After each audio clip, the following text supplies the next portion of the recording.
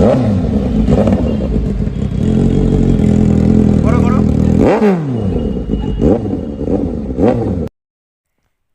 আরও কড়া রানাঘাট পুলিশ জেলার ট্রাফিক। এমন ঘটনা যা আগে খুব কম দেখা গেছে।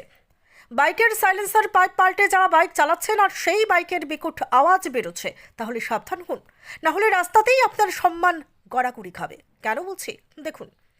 এখন কিছু মানুষ ট্রেন্ডিং করেছে বাইকের সাইলেন্সার পাইপ পাল্টে গাড়ির বিকট আওয়াজ বের করছে, বা সুপার বাইক এত দ্রুত চালাচ্ছে, সাথে গাড়ির বিকট আওয়াজের ফলে মানুষের যেমন সমস্যা হচ্ছে তেমনি হচ্ছে শব্দ দূষণ।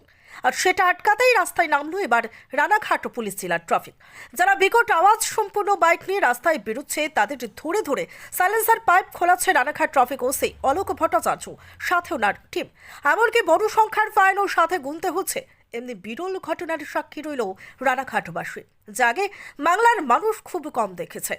আমরা কিছুতেই বুঝতে পারি না এত দামি বাইকগুলোর এত সুন্দর আওয়াজ পরিবর্তন করে কেন এই বিকট আওয়াজের সাইলেন্সার ওরা বাইকে লাগায়।